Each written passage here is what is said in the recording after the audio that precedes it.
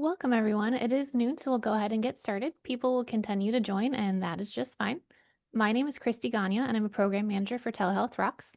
And Telehealth Rocks is a federally funded program that focuses on school-based behavioral health, and we do this by working on social determinants, supporting school-based services, and telemetry and training just like this one. We have Rocks team members, Evelyn Nelson, Haley Bell, Julie Frajat, and others here to help, and they might be putting items in the chat or responding to questions or chiming in during the session. Feel free to reach out to any of us if you need something. We're glad you're here for this webinar to discuss the mindset approach, and we have just a few notes for you before we get started. This session is being recorded and we'll send it to you afterwards. Your microphone has been muted. You can use the chat or unmute to ask questions. And then please make sure your first and last name are visible on your Zoom screen, or you type it in the chat so that we can track attendance. We have no disclosures, and everything presented today is evidence-based and currently accepted within the profession. After the session, we'll share the slides and recording just as soon as we can. All the links and resources that we show today on the screen will be sent in the follow-up email as well. Just give us a little bit of time to get that processed and emailed out to you. We appreciate your feedback on our follow-up survey. We really do look at survey comments and notes, and so we appreciate you filling that out. Certificates of attendance will be emailed as soon as we get them processed. Again, give us a little bit of time to get those to you. And then feel free to send any questions you have to our Telehealth Rocks email. All right, let's get started. I'll hand it to our speakers to introduce themselves. Great. Hello. Hi, I'm Barbara Unell. As you can see on the screen here, I'm an author, parent educator, and the co-founder of Raised with Love and Limits Foundation. Hi, everybody. I'm Bob Unell, and I'm also a co-founder of the Raised with Love and Limits Foundation. Jerry Wyckoff. I'm a psychologist, developmental and child in nature, and the co-founder with Raised with Love and Limits Foundation. Okay. Next slide, please. And today we're going to be talking about this cultivating a positive mindset. And set, you've heard mindset a lot, I'm sure, the word. Today we're going to create some new meaning with the word, the initials S-E-T. So next slide, please. The objectives today, first of all, is to introduce Behavior Checker and its purpose, explain what the tool Behavior Checker is, and how it supports adults, parents, educators, caregivers in guiding children's behavior. The second objective under the Behavior Checker umbrella is to highlight the Raised with Love and Limits Foundation's approach, which is rooted in the book, Discipline with Love and Limits. And here's a little view of the book right here. And we'll be talking a little bit more about that, that Jerry and I co-authored later in the program here. And secondly, the objective is to define and emphasize the role of Mind S.E.T. or mindset. You're going to be hearing that word a lot during the next few minutes. Next slide, please. So what is Behavior Checker? Well, we're going to do our third objective. All right. Sorry about that. That's okay. Our third objective is to promote a teaching-oriented approach to behavior. And we're reframing behavior not as misbehavior, but as a teachable moment. There's a teachable moment. Jerry can't wait to talk to you guys. So we'll hold him off for 1 minute. And we're going to emphasize that behavior is a skill that can be taught and improved through consistency and support. Next slide, please. So what is Behavior Checker? Most simply stated, it's an online tool that offers evidence-based strategies for responding to children's behavior. It was developed by the Raising Love Limits Foundation as a nonprofit organization dedicated to preventing toxic stress and adverse childhood experiences, and that's crucial. We'll be sharing Behavior Checker with you later. So next slide, please. To create healthy responses within Mind S.E.T. to over 150 common everyday behaviors is our mission. These can be used in a clinic, a classroom, at home, 24/7, 365. And they are based on a best-selling book, again, Discipline with Love and Limits. Next slide, please.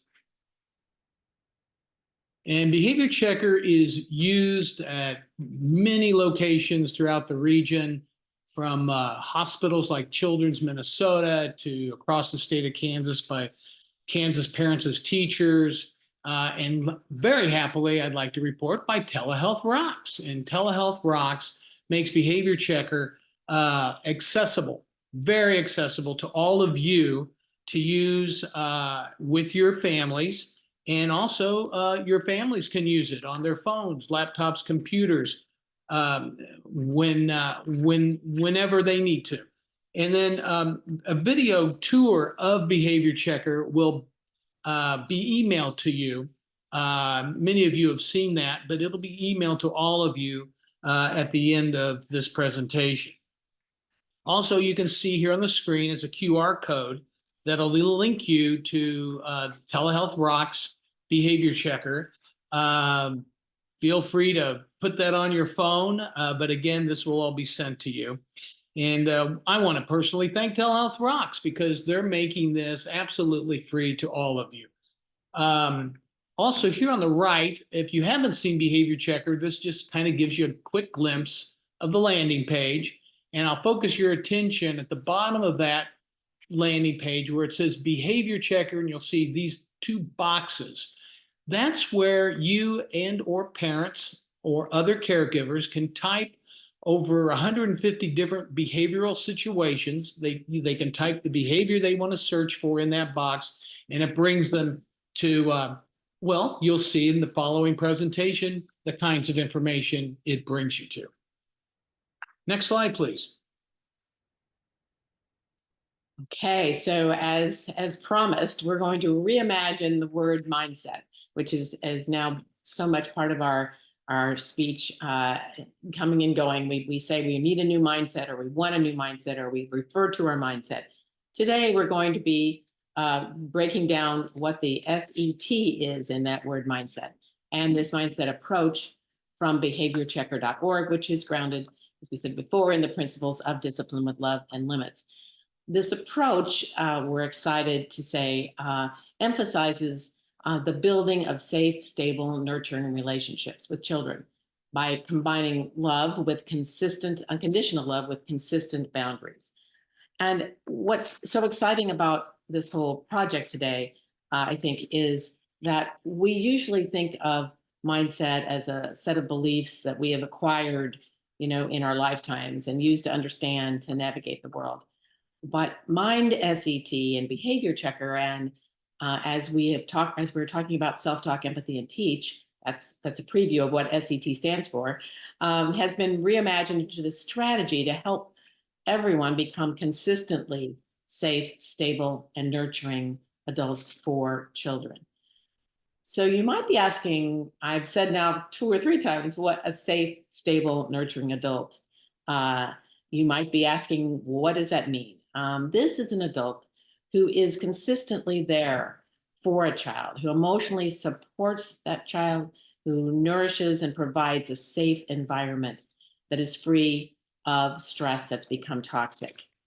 So now you're asking again, maybe, so how does Mind S.E.T. and Behavior Checker help adults become these safe, stable, nurturing folks?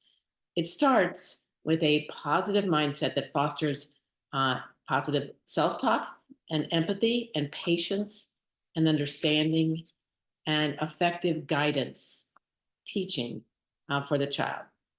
A safe, stable, nurturing adult thinks about the needs of the child and emphasizes helping that child learn and understand appropriate ways of navigating in the world. So it's a Mind S.E.T. that teaches new behavior rather than punishing the child, if you will, into submission. It's a positive model of managing child behavior and lifting up all of us, the adult and the child, to work together to become safe, stable, nurturing relationships with each other and really with others as well.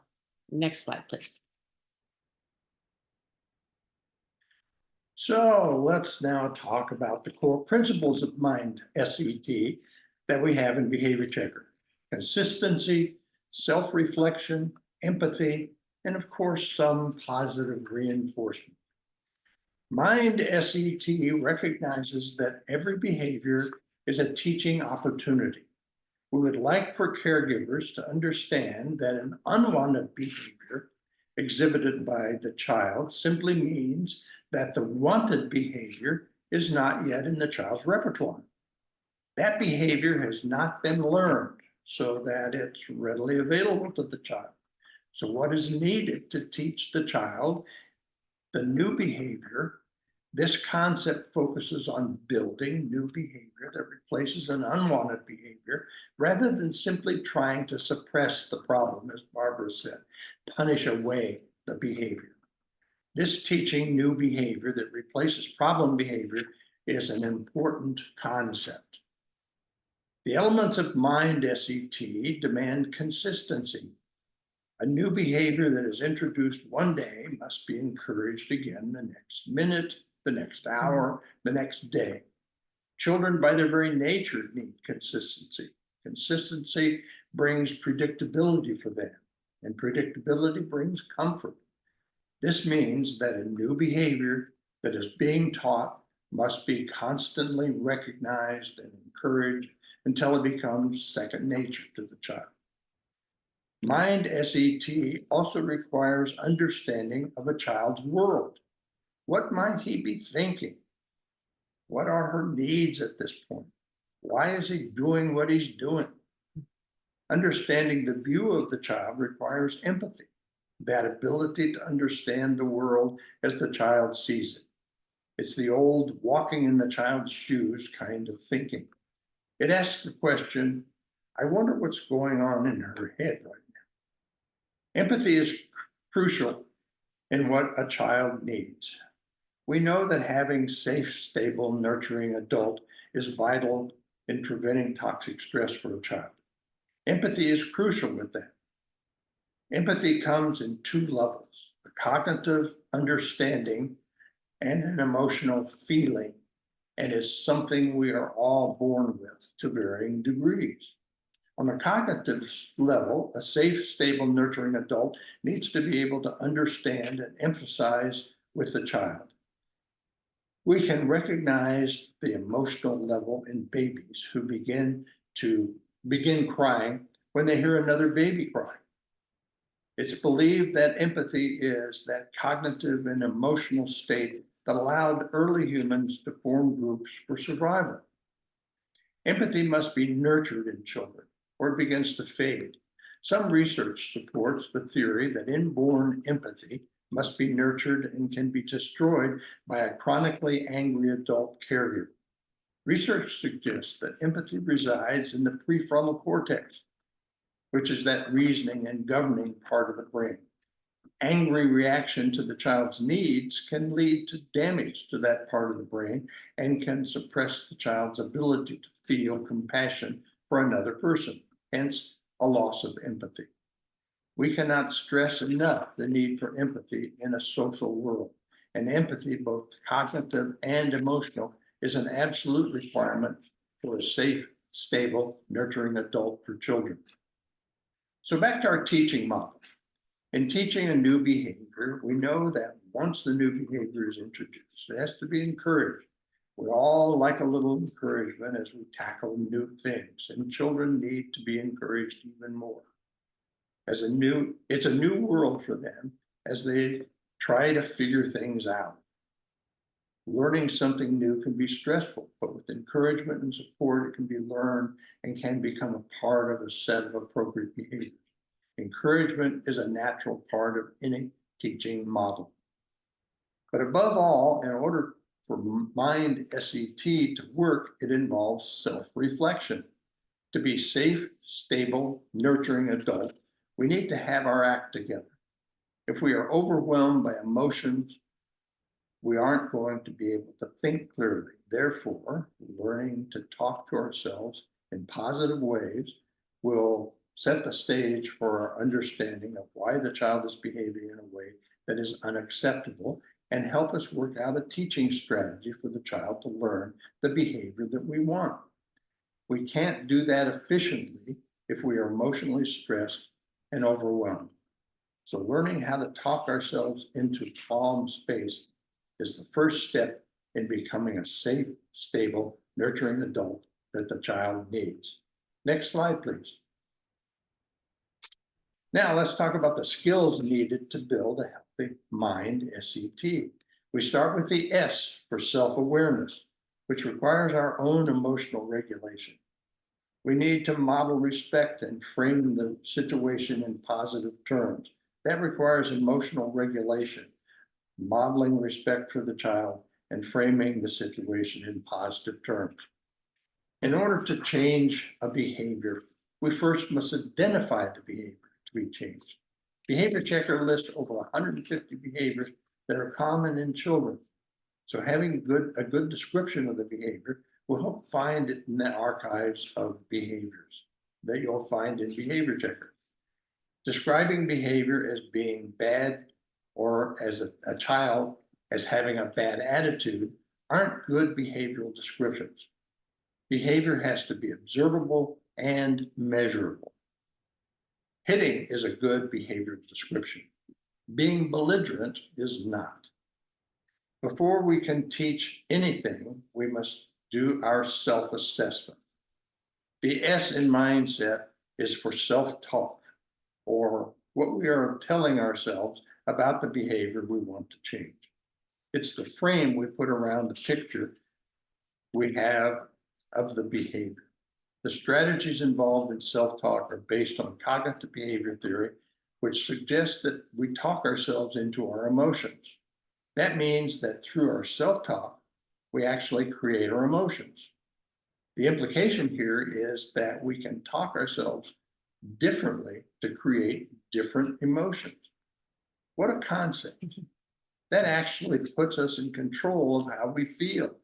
Unfortunately, that now means I can't blame how I feel on my child or my spouse or my boss or my life. I talk my way into how I feel. I can talk my way out.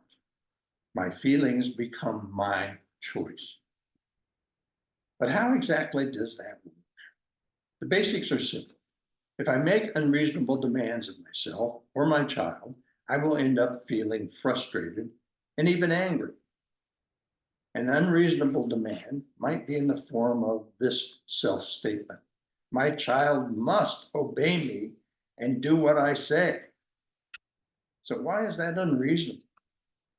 The word must is a demand that has no leeway, no room for error. Any deviation from the absolute can't be tolerated. That sets up failure from the outset. A milder self-statement that allows some flexibility and room for change would be, I'd like for my child to do what I say. Can you feel the difference? Changing the demand can reduce potential anger and leave me open to the next steps in mindset.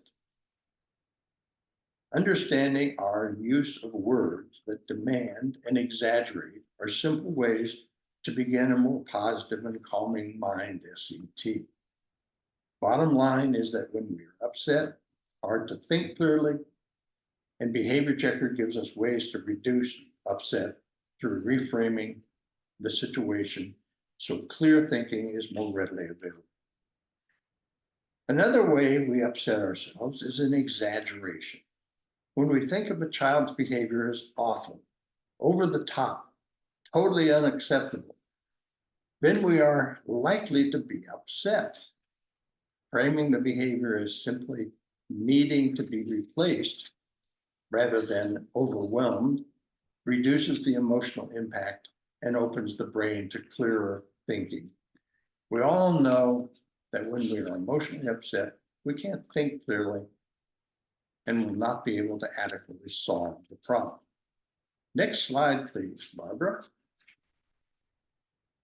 So I'm going to add just a little tidbit more about empathy. As Jerry said, we can't emphasize enough, as you can see in this hour we're together here, the importance of thinking about empathy and thinking about your responses to behavior and how you use empathy.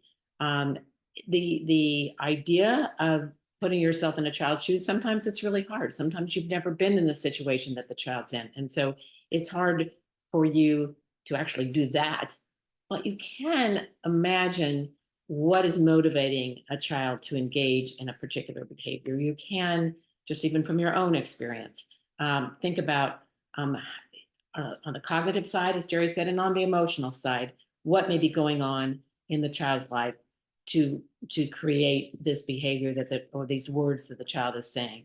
And potentially in that way, understand that if you are in a stressful situation or in a situation that is an inappropriate behavior, what kind of adult behavior would you like to have coming at you in that situation? Again, the reaction is what we're talking about here to the behavior. And if you want to feel safe, supported, and cared for, we guarantee you that the child is feeling that same way. So in an open understanding of that perspective is what the empathy piece is all about. It taps into, as Jerry said, the attribution theory, moving from blaming and guilt tripping and feeling like this is the child's fault, to making you feel upset, to thinking again of the child's point of view. What can I attribute this child's behavior to? What's motivating the child? Next slide, please. As you might have guessed, the T in Mind S.E.T stands for teach. Every behavior presents a teaching opportunity that leads to teaching an appropriate behavior to replace an inappropriate behavior. As we've said before, consistency is the key. That means that we need to apply rules and consequences reliably to build trust and understanding. Good teaching follows up with reinforcement through recognition and praise. So bottom line, we all learn how to do things, how to behave in different situations. Teaching a child a new behavior to replace an unwanted behavior just makes sense. If I consistently misspell a word, I can teach myself the correct spelling. So what are the basic teaching steps? Next slide, please. First, we identify the specific behavior to teach that replaces the unwanted behavior. Behavior Checker lists over 150 behaviors and multiple strategies for teaching each new behavior. Remember, a behavior has to be observable and measurable. If hitting is unwanted, then getting along with others is wanted and can be taught. Understand the context in which the hitting is occurring. Can you understand why it occurred? Remember, calm yourself first. Once the behavior is identified and demonstrated, then practice the next behavior. Just as I would need to do with a spelling error, practicing the correct spelling fixes it in my brain so that it's there when I need it. Encouraging practice is important and requires a lot of reinforcing comments and praise of effort to keep the practice going. Remember, consistency is the key. Then watch to see if the new behavior is used or if it needs to be adjusted to meet new challenges. Then reflect and adjust. Could I have thought about this in a different way? Do I understand why this behavior is happening? Did we practice enough? Am I encouraging enough? These are fundamental teaching steps and can be used with any identifiable behavior. Remember, we're all talking about behavior, not attitudes or emotions. They are identifiable behaviors that can be seen, measured, and described.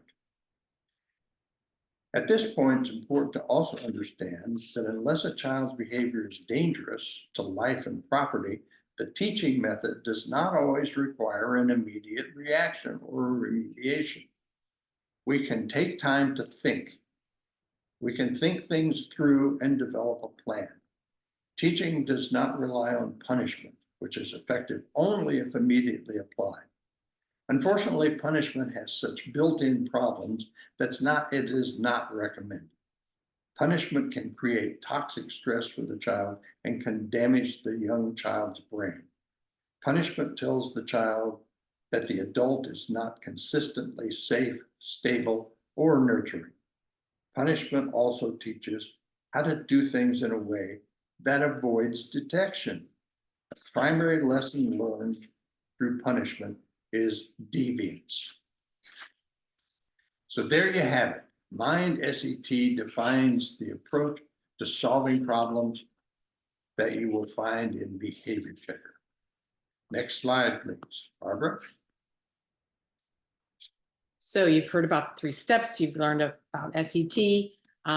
We're going to take you through a little bit of a real life application and putting SET into practice using a situation, a scenario, as we say here on the slide, that I know well, at least I'm fairly confident you are all familiar with, which is screen time and the managing of screen time. So let's look at the approach. As we've been saying, we're going to recognize the behavior as a teaching moment. We're going to move from punishing to teaching.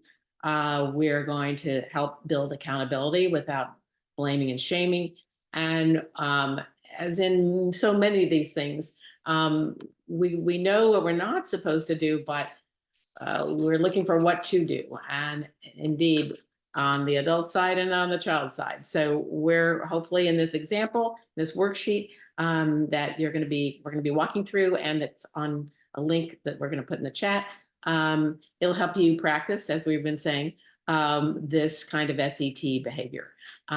The excitement around this tool and practicing these 3 steps, you may have practiced them in other ways, in other kinds of, or maybe even a normal part of your everyday life. And what we're excited about today in this hour is that that the behaviors that you want to have happen can be encouraged without the stress. Always, our conversation here is to reduce stress so it doesn't become toxic to our brains and our bodies, and also it can build those safe, stable, nurturing relationships.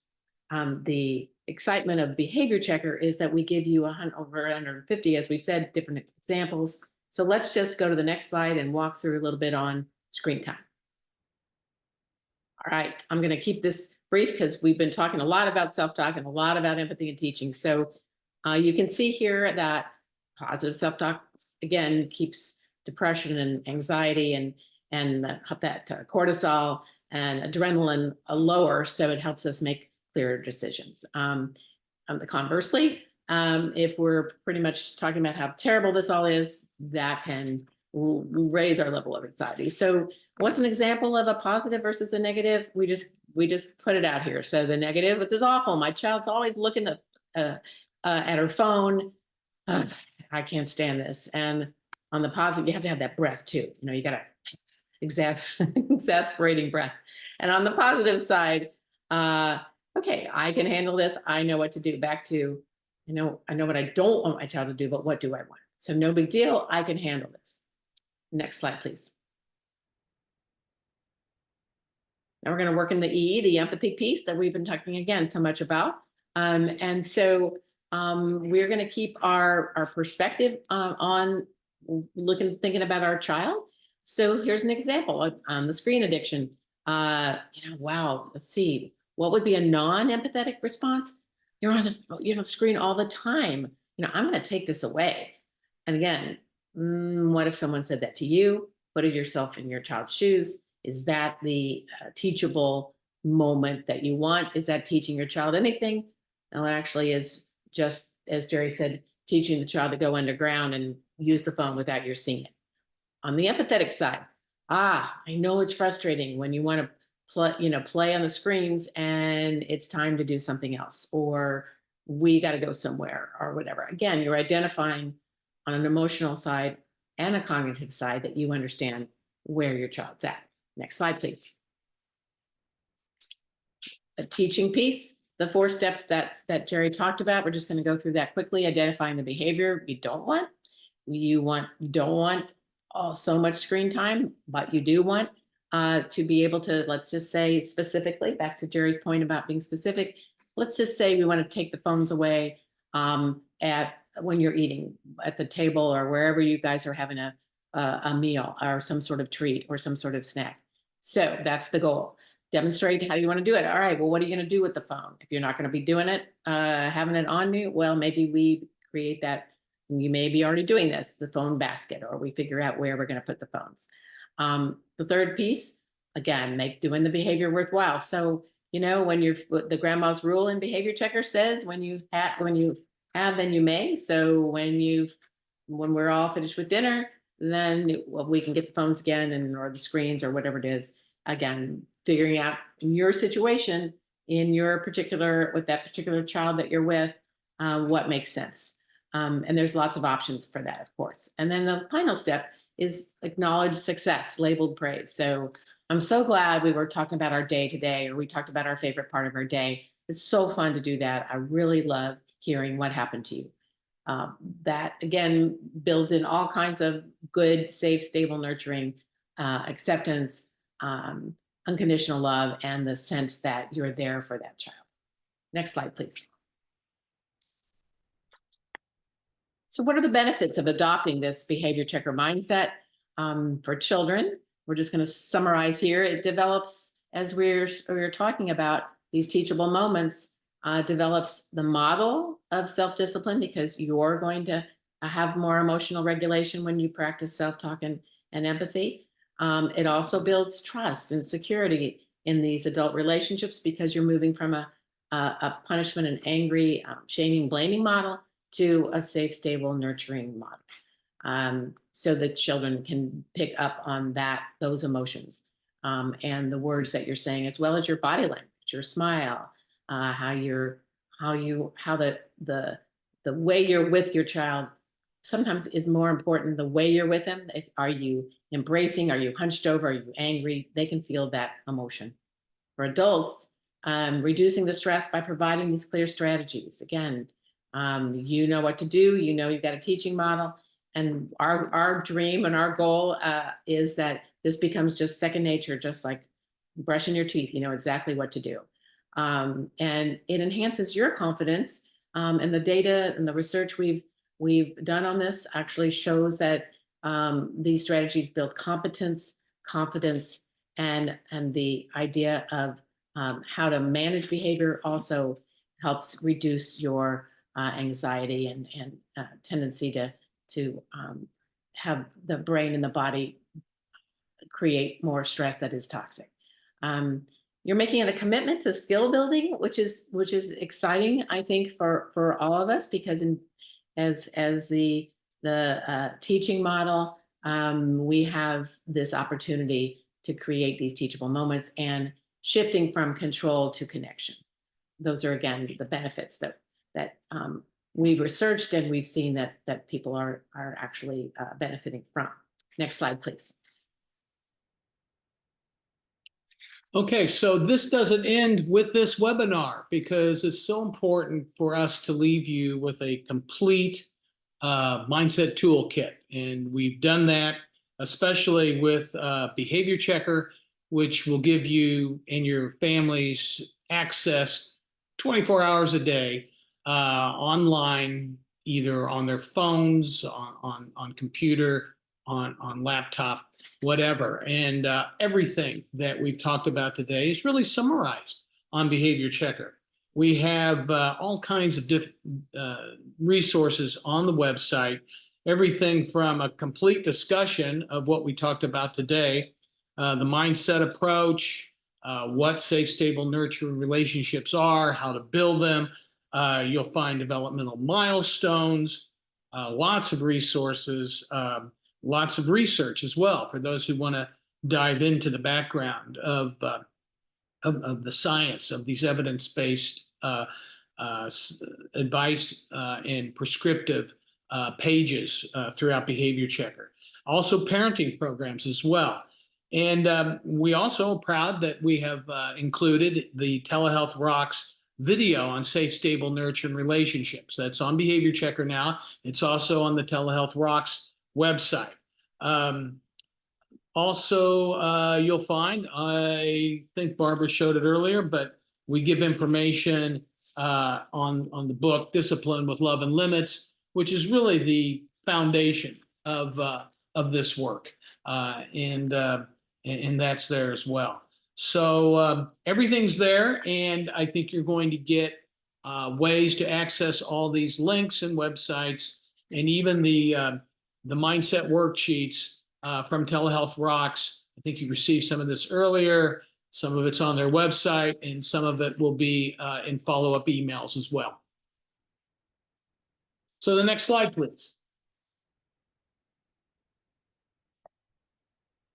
Okay, as we think about Behavior Checker as a tool to not only help us understand and teach children how to get along in the world, but we can think about how it helps us, the adults in charge, how it helps us manage ourselves better. Mind S.E.T. offers insight in different ways of thinking that can keep us calm in the face of adversity. It helps us empathize with others and offers ways of teaching ourselves how to build new interactions. We encourage you to use and discuss Behavior Checker and the Mind S.E.T. strategies with parents, friends, fellow professionals. As we learn new ways of thinking and interacting, we can help others find their own new paths. The key to using Mind S.E.T. in our own daily lives is, what am I thinking that is upsetting me, and how can I change those thoughts? What's going on in this person's life that might drive the behavior that I'm seeing? How can I help? What can I teach? But above all else, how can I use mindset to be a stable, nurturing adult to a child in need? That can be a proud destiny. Next slide, please. So we'd like to also kind of work toward our conclusion here with some key takeaways. As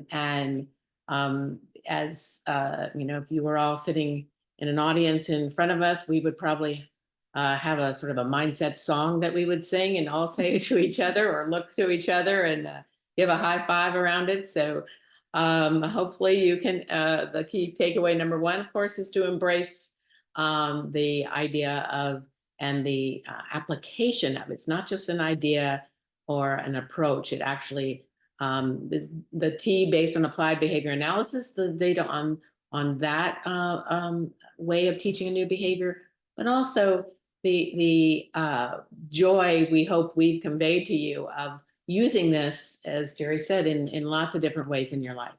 We're not trying to stamp out behavior through punishment, another key takeaway, but teach new behaviors that replace unwanted behaviors. And we're talking about the most common behaviors that all children exhibit developmentally as they proceed through their growth. And when you look at the material on Behavior Checker, I think you'll see.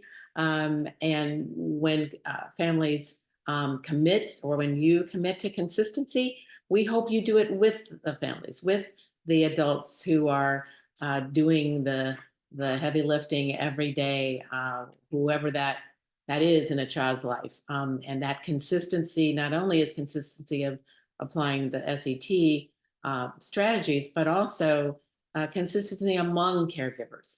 So we have even lots of different pieces of collateral materials that you can download on you can find them on Behavior Checker to have in your offices, or to give to families to put up in their homes or places of work. So it's a consistency among caregivers as well. And of course, we can't leave you without a third key takeaway, which is reflecting and growing, and we're all learning and continually assessing. And adapting. That's why in this tool, for example, we have sometimes a dozen different strategies on the teaching side of things to help you think about what situation you're in, what who the person is that you're helping to teach, and what might work best for those particular, back to empathy, for that particular situation. So those are the three main takeaways, but we know we've given you a lot more data than that. Let's go to the next slide, please. Now, if we were all in the same room, we would all fly. No, I guess we wouldn't all fly, but we hope this hour has lifted your heart and your brain to thinking of ways that you might be able to apply this data and this skill and the scientific information that you've heard, but also in your own world too, what things that might be upsetting to you, as Jerry and Robert said, to improve on that. So we leave you with this uplifting, can we say, picture, and thank you for giving us the gift of your time. I was going to say this afternoon, but this noon. Christy, next slide. Thank you. Thanks, Barbara, Bob, and Jerry, for sharing about the mindset approach with us today. Let us know if you have any questions or comments to share by unmuting or typing in the chat. And we do already have a question in the chat, so I'm just going to hop to that one if that works for you. Okay. What age range do you typically use these tools with? Any age range. It's primarily focused on early childhood because that's when children are in the greatest need for guidance and learning of new behaviors. But it works equally well with adolescents and adults. We can apply mindset in the workplace as we interact with our fellows and help them learn new behaviors too. The other piece on the age piece, to sort of piggyback on that, is if some of those behaviors were not learned in an early childhood setting, or back to the practice piece and the teaching piece, if there's a commitment to the consistency of teaching, this may be new. It may, again, might be something that the adult that we're talking to, or you're talking to, may not have these particular skills from her own or his own childhood. And so it may be a 2-generation learning process, and that may be a place to start. So as Jerry said, sort of start where you are, and no matter, I won't use the old dog, new tricks. Oh, I just said it, I guess. But if this is new to everyone, it may take a moment for everyone to get on the same page, but adult and child. But these strategies are based on principles that are effective for all children and all adults. Thank you. And then I did get a question earlier about how we can share Behavior Checker, or if it's available to share, or if there is access to anybody. And I can answer that a little bit of, we would love for you to share it with anyone. We'll share the link with you afterwards. It's also in the chat, and you are welcome to share that widely. I don't know if you all want to chime in more on that or not. No, I think that's fantastic. In fact, that gets back to this. I think that's as Robert thanked you, you Telehealth Rocks, for making this available. That is the ideal, actually, is to so that there is this consistency among the approaches to interacting on a teaching level to the child of all ages, and bringing that into your staff or your teams, or no matter what your position is. We're happy to help, do, if there's interest, we can work with Telehealth Rocks to talk about some sort of workshops or something to help make it consistent among all the different caregivers. You bring this back, but also you having the benefit of this material, happy to share all of this with others for the child's benefit. Back to empathy. How exciting would it be for everyone to who's dealing with these behaviors with a child to have this approach and lift all of us up. Thank you. And then we've got another question in the chat about does this work with children or students with disabilities? They mentioned intellectual or autism, or is it more for neurotypical children? Yes, it works for anybody. It just with special education. Part of my background, I worked for several years as a director of special education. We found that this kind of approach within a classroom, and especially shared with parents, might take longer to get to the goals, but it helps children immensely to get to those goals because it's all positive. The applied behavior analysis model developed in the 1960s it was probably one of the most useful tools in state hospitals in Kansas to get people back on their feet and out into the community to function independently. So yes, people who have handicapping conditions of any kind can be helped with behavior checker. Sounds great. Thank you. There's another question about, will the response of eloping from either a classroom, a vehicle, or a building be added to the behavior checker drop-down menu? Let's can that person elaborate a bit on eloping the behavior? I guess it's not a two-way conversation here, right? But maybe in the chat they could be a little bit more specific. Just want to make sure we understand what you're looking for. Elopement is the term that we use in schools when a student leaves a designated area unwarranted. So they might run away, run out of the building, run out of the classroom. We call it elopement, and it's not getting married. Well, I just wanted to, I thought that Jerry and I would talk about that a little bit, and we wanted to make sure, thank you for kindly chiming in there. Yeah, you want to speak to that? Well, as any behavior, what you want to start with is set a goal. I want to keep this child here. How do I do that? Well, the space in which I want the child to exist has to be so attractive to the child that he or she wants to be there, and with a lot of reinforcement. So starting a minute at a time. Oh, you're still here with us. That's great. Kind of feedback can be most helpful. It's also important to make sure that the area is contained. I mean, we all know that. I'm not telling you anything new, I'm sure. So that elopement is probably the most difficult thing for a child to do rather than the easiest thing. So and in answer to your question, we can add it there. We have added new behaviors, and we would be thrilled to go into a little more detail and flesh that out as far as mindset is concerned. So I appreciate that, and we have done it before, as I said, and really love feedback. It's a collaborative process, and we're very nimble in that way. So we will take you up on that. How's that, Christy? Is that who is asking it? Sounds great. Thanks for letting us know. Okay. So look for that soon. And we'll go ahead and move on. If you have questions, please feel free to email us or put them in the chat.